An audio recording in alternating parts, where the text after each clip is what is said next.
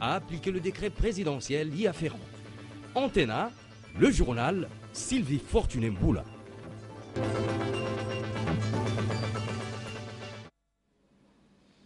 Bonsoir à tous, bienvenue à cette grande édition du week-end sur nos antennes et surtout merci à vous tous qui vous restez fidèles. Les syndicats nationaux des enseignants des écoles conventionnées catholiques s'est réunis en assemblée générale ce samedi 30 août 2014. Les enseignants ont échangé sur l'amélioration de l'enveloppe salariale promise par le gouvernement central d'ici la rentrée scolaire 2014-2015. Nadia Koulanfouka.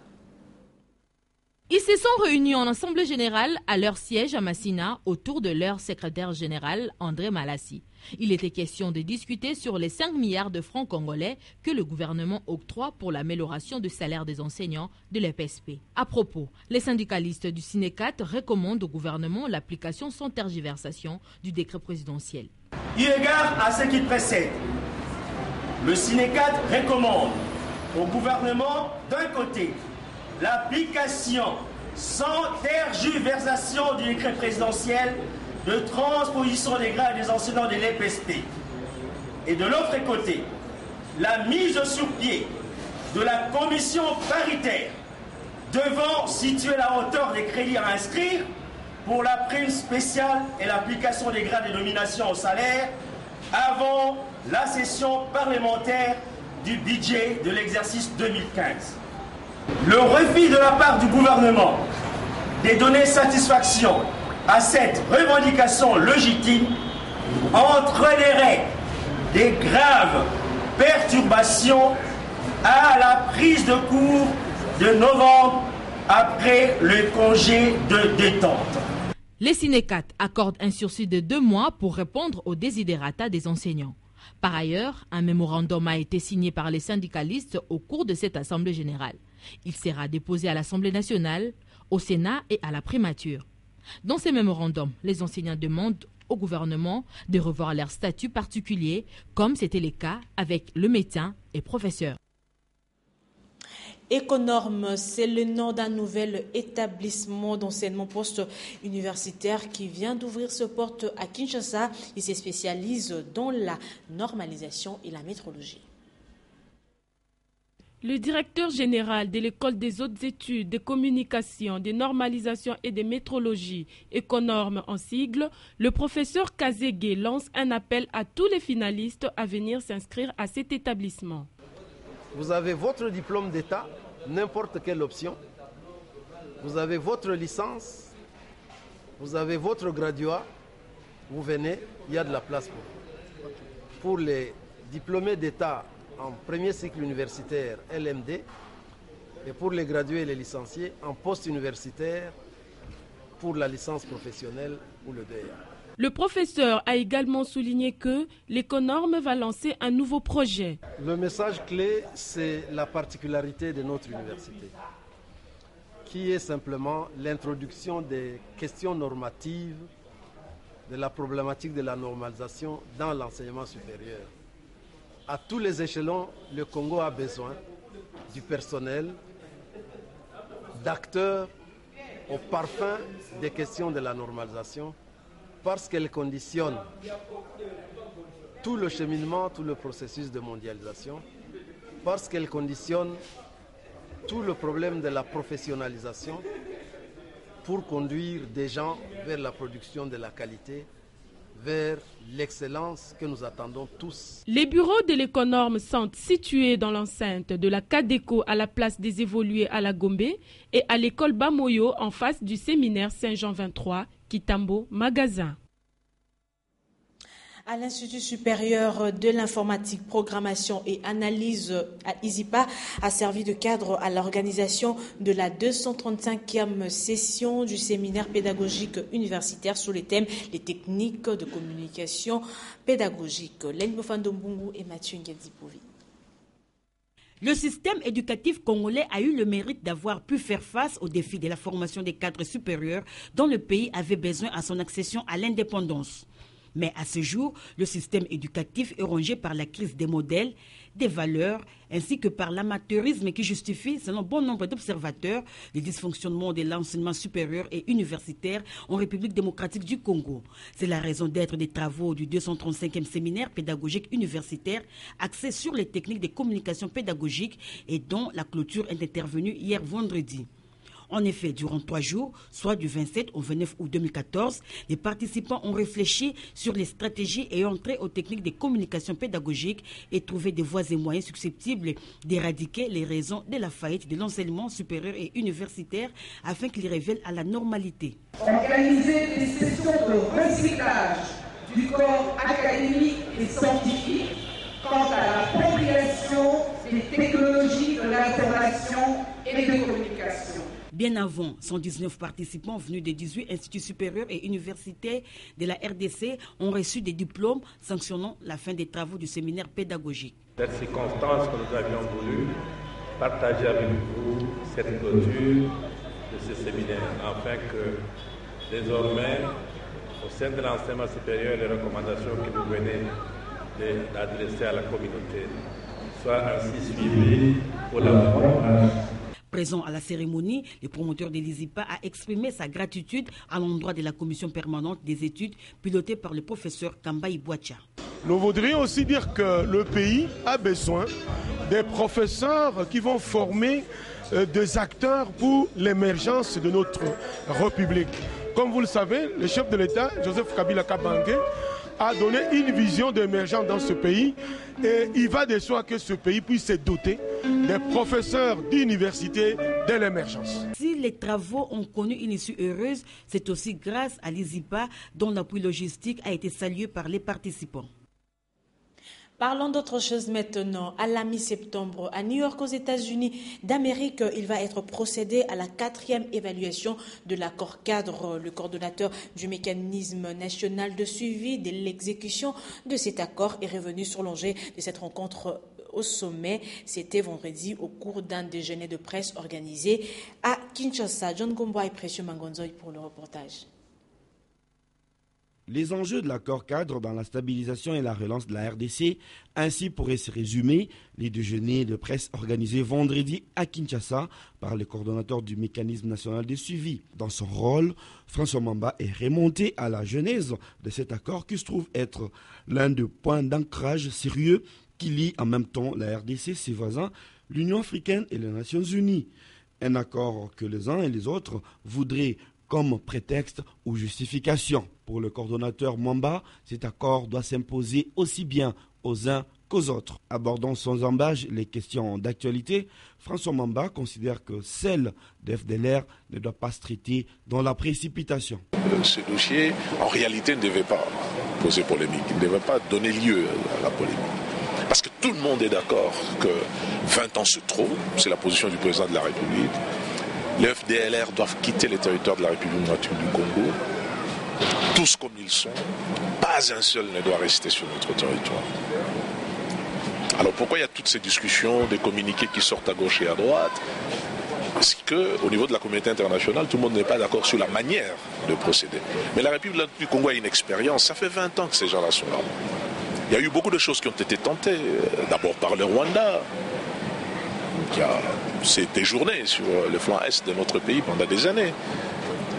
Ensemble, entre le Rwanda et la République du Congo, on a parlé d'Amani, on a parlé d'autres formes de frappes communes qui ont été organisées à des coûts parfois exorbitants en termes de coûts politiques dans notre pays. Afin que les choses soient encore plus claires, il a martelé que la destination finale des FDLR demeure le Rwanda, de gré ou de force. À la mi-septembre à New York, cette question sera encore sur la slate en marge des assemblées générales des Nations Unies.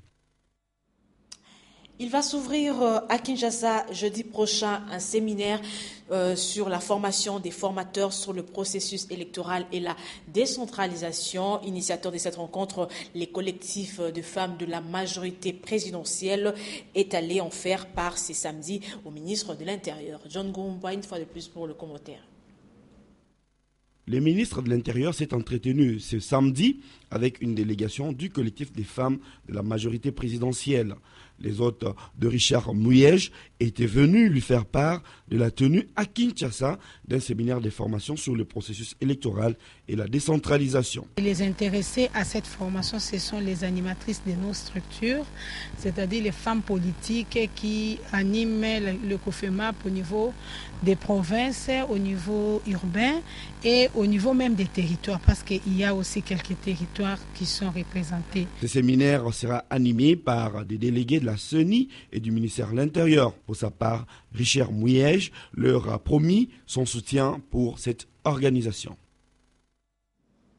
Écho de nos provinces, enjeux politiques de l'heure et problématiques de la révision constitutionnelle, c'est les thèmes d'une conférence débat animée le vendredi à Kananga par le député national Claudel André Loubaya. Plus de détails avec notre correspondant à Kananga, Pierre Sosten Kambidi, qui est joint au téléphone par John Gombois. Dans une salle archicombe de la paroisse catholique Saint-Marc, où activistes politiques, toutes tendances confondues, intellectuels de tous bords et autres curieux étaient réunis, le député Loubaya a décortiqué ce thème sans complaisance. Pour lui, la révision de la Constitution est inopportune et ne répond à aucun impératif du moment.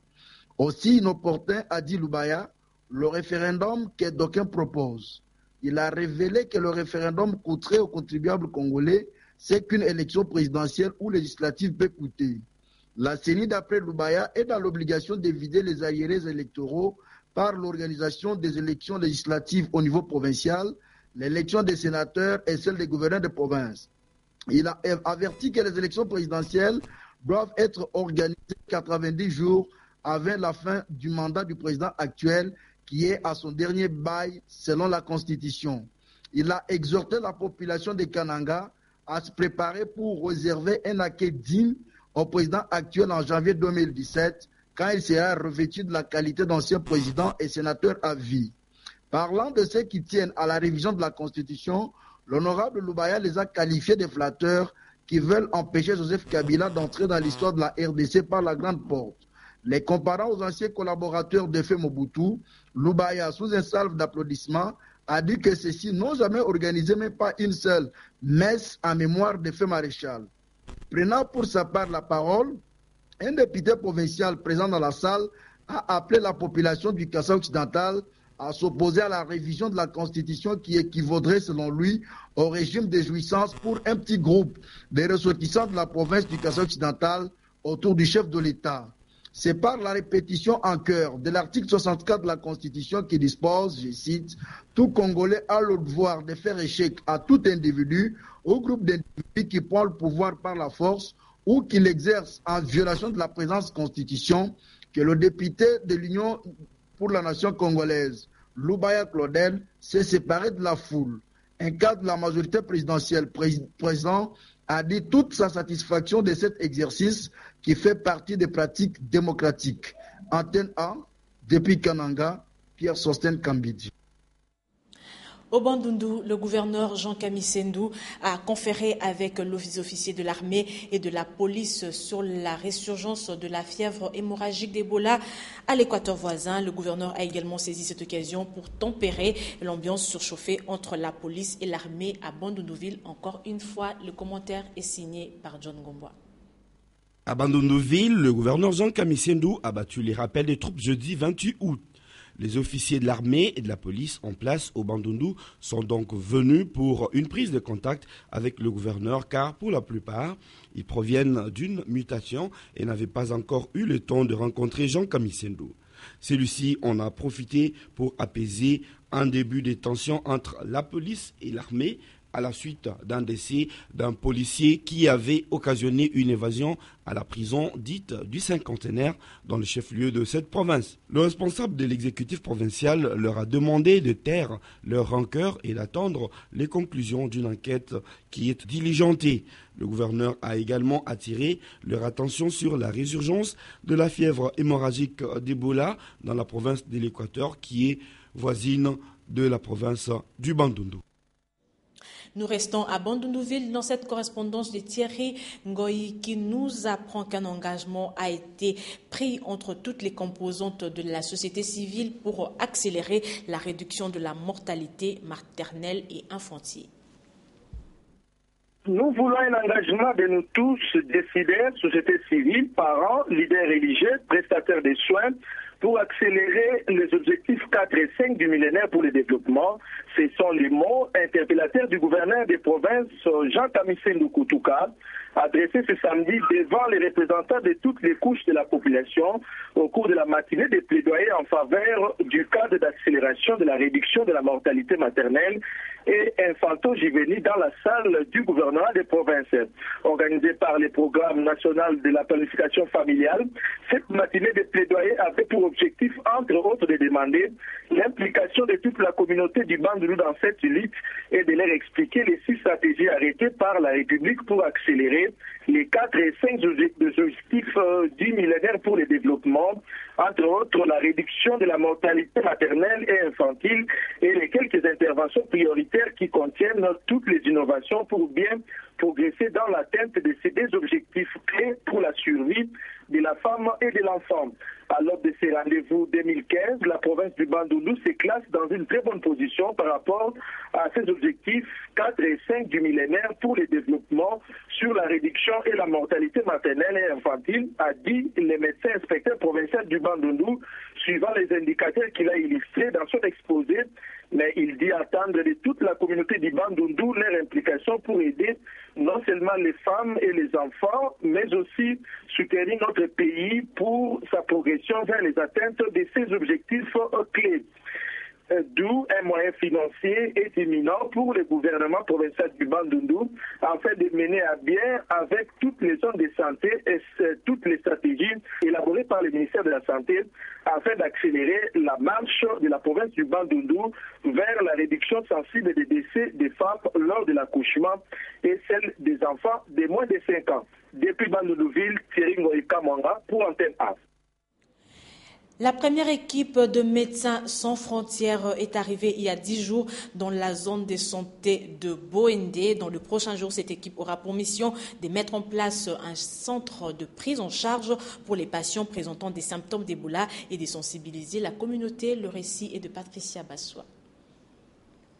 En tout, ce sont 13 tonnes de matériel qui sont déjà parties vers Boendé, tandis que 15 autres tonnes seront affrétées dans les jours qui viennent, soit 70 mètres cubes de matériel logistique et médical. On a envoyé 17 personnes supplémentaires de nos équipes, donc des médecins, des infirmiers, logisticiens, promoteurs de la santé, spécialistes en hygiène et assainissement, pour faire un centre de prise en charge à l'écoliant. Médecins sans frontières s'inquiète toutefois qu'il n'y ait pas encore de laboratoire mobile disponible. Ce laboratoire mobile peut confirmer ou infirmer la présence d'Ebola dans le sang d'un patient suspect en quelques heures, ce qui permet aux patients non atteints de quitter rapidement le centre de prise en charge et d'éviter ainsi tout risque de contamination. C'est absolument indispensable d'avoir un laboratoire mobile présent sur le terrain pour 2 raisons principales. La première, c'est pour faire en sorte qu'on limite le temps que passent les cas suspects dans ce centre de prise en charge et donc on limite le risque de contagion de ces patients-là. Et deuxièmement, c'est de désengorger nos centres. Enfin, les activités de sensibilisation sont capitales. C'est également la seule manière de protéger la famille et les proches du patient d'une éventuelle contamination.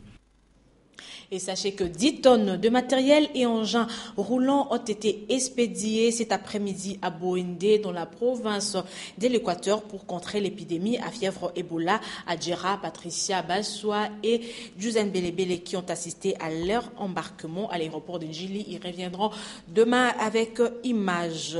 Et puis le gouverneur provincial du Sud-Kivu ont repris la démolition de toutes les maisons construites sur les entreprises de la route à Bukavu de la chance Mitima nous ont dit plus dans cette correspondance.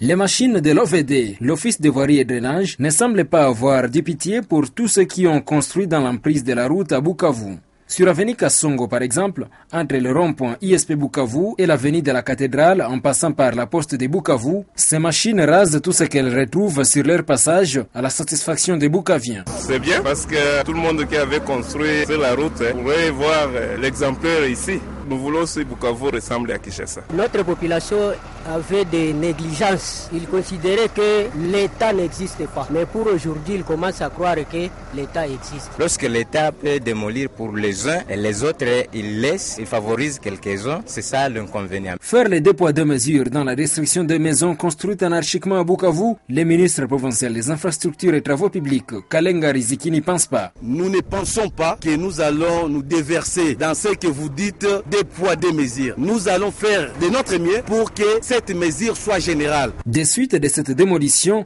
plusieurs familles se retrouvent dehors. Pourtant, les ministres provinciaux des infrastructures et travaux publics affirment qu'elles étaient prévenues. Écoutez, nous avons respecté la procédure. Nous avions d'abord fait des sommations, première sommation, deuxième sommation, et voire même troisième sommation. La mesure de la démolition des maisons construites dans l'emprise de la route à Bukavu concerne aussi la résidence et l'Institut supérieur de la pastorale familiale appartenant aux sœurs religieuses catholiques sur avenue Kassongo dans la commune du Banda. Ces religieuses auraient sollicité une dérogation auprès du gouverneur de province Marcelin Tchishambo en attendant qu'elle prenne des dispositions. Bukavu, Mitima de la Chance, Antenne A. De retour à Kinshasa pour vous dire que Freedom for Journalist FFJ sollicite du cardinal Laurent Mosengo la libération du journaliste Mike Mukebai, éditeur du journal Congo News, aujourd'hui aux arrêts à l'ex-prison centrale de Makala. C'est à travers un mémorandum non déposé hier vendredi au centre Lindongue. Sylvain Kapombo pour le reportage. Les dépôts d'un mémorandum, c'est vendredi par FFJ Freedom for Journalist au centre Lindongue pour solliciter la libération de Mike Mukebai, éditeur du Congo News incarcéré au CPRK, a été contré par certains éléments de la police nationale congolaise. Désiré Kazadi, président de cette plateforme, déplore plutôt le comportement de ces éléments et dit avoir saisi certaines institutions compétentes, notamment l'hôtel de ville de Kinshasa et la police nationale congolaise, en l'occurrence le général Célestin Kanyama. On notera aussi quelques dégâts matériels au cours de cette manifestation ratée, notamment une caméra de l'organe de presse Congo Web qui a été endommagée après que ces éléments de la police s'en prennent au caméraman Cédric Wassiama. Toutefois, FFJ entrevoit de mener d'autres démarches pouvant aboutir à la libération de Mike Mukebai dans les jours à venir. Vlisco Congo a procédé hier à la présentation de sa collection Voilà for You. La présentation de celle-ci a eu lieu dans sa boutique à Tombalbaye. Nadia Koulinfouka et David Mbé. À travers cette soirée, Vlisco a voulu une fois de plus inviter sa clientèle à découvrir la nouvelle collection Voilà for You dans sa gamme qui vient après Super Wax hollandais. Soucié de conquérir le cœur de jeunes femmes congolaises, Vlisco permet à celles-ci de s'en procurer en 2, 4, 6 yards, bref, à un prix accessible à toutes les bourses. Les produits présentés de Voilà for You sont l'œuvre d'une jeune styliste, Marie-France Mumba. Elle propose les 7 styles de la semaine. Vlisco a lancé la nouvelle collection de Voilà for You. Voilà for You qui est traduit en français, donc voilà pour vous. Donc c'est une collection qui est visée beaucoup plus à la jeune dame congolaise. C'est une collection qui permet aux nos consommatrices de s'habiller en Vlisco du lundi à dimanche. Avec leurs motifs lumineux qui portent la signature créative inimitable de la marque, les dessins et couleurs de Vlisco sont faciles à mélanger et à assortir. Les couleurs, elles étaient déjà lumineuses, chatoyantes, mais la deuxième collection encore plus, et cette fois-ci encore davantage. Et je pense que le design de cette collection-ci sera plus facilement porté aussi par les hommes, autant par les hommes que par les femmes. Parce que la deuxième collection, il y avait quand même des fleuris. On voit très mal les hommes avec des fleurs, des motifs trop féminins, tandis qu'ici, avec les formes géométriques, les hommes peuvent faire aisément des chemises pour porter à n'importe quelle occasion. Un défilé de mode haut en couleur était également de la partie. Question d'ajouter la cerise sur les gâteaux. Et puis Magali Sissi nous apprend que le festival Francophonie qui était prévu pour le mois de septembre à Kinshasa a été tout simplement reporté. Les détails dans son reportage. Le festival des francophonies prévu du 8 au 14 septembre à Kinshasa est reporté à l'année prochaine. Ceci est une décision prise à l'issue d'une profonde réflexion en consultation entre les organisateurs et les autorités compétentes. Ce report est la résultante du boycott de certains artistes étrangers invités à prendre part à ce festival après que la RDC soit déclarée pays touché par la fièvre à virus Ebola depuis le 24 août passé. Cette décision qui blesse plus d'un Congolais est reprise dans un communiqué de presse signé par l'équipe de Francophonie de Kinshasa ce samedi 30 août. En sport, en prévision des éliminatoires de la Coupe d'Afrique des Nations Maroc 2015, les Léopards Senior Football de la RDC vont recevoir donc les Lions indomptables du Cameroun le dimanche 6 septembre 2014 à Lubumbashi. Nous vous proposons de suivre la séance d'entraînement dans ce reportage de Ndaye Ilambouji. Une préparation qui s'inscrit dans le cadre des éliminatoires de la CAN 2015. Sur 20 présélectionnés, 14 ont répondu présents, soit ceux de V-Club, MK et Renaissance Football Club. La plupart des joueurs ont joué dimanche, donc ça fait 48 heures. C'est un entraînement pour bien récupérer, pour pouvoir attaquer le travail demain. Vous avez vu, on a fait un entraînement, ce qu'on appelle dans notre jargon en capacité aérobie. Donc consiste en course. Des courses sans ballon, avec ballon, et puis une petite opposition aussi, mais sans grande intensité. Oui, les joueurs de Mazembe sont repartis. Je crois qu'ils avaient une réunion de travail avec le président. Donc ils sont repartis et on les retrouvera là-bas à Lubumbashi. Le premier, normalement, on devrait avoir tous les joueurs qui jouent à l'étranger, parce qu'ils jouent leur match le 30. Donc la majeure partie de tous les joueurs seront à Lubumbashi pour le premier. Quant à ceux qui vont arriver ici, il y a Issama qui va arriver jeudi parce qu'il a un match le 30. Tichik qui va arriver cet après-midi. Et puis, en gros, on va se donner, on va être courageux, on va aller chercher la victoire. C'est ce qu'on va faire.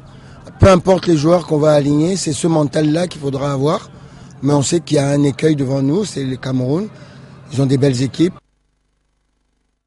Et puis, les amoureux de la bécane sont dans l'ambiance du Grand Prix Vélo Prix qu'organise la Ligue provinciale de Kinshasa des cyclismes. Cette course a démarré ce samedi 30 août sur le boulevard du 30 juin et se poursuivra demain dimanche. Nous y reviendrons avec commentaires dans notre édition dominicale. C'est sur cette note sportive que nous mettons fin à ce journal. Merci à vous tous qui nous avez suivis. Je vous retrouve demain à 19h avec le même plaisir. Bonsoir.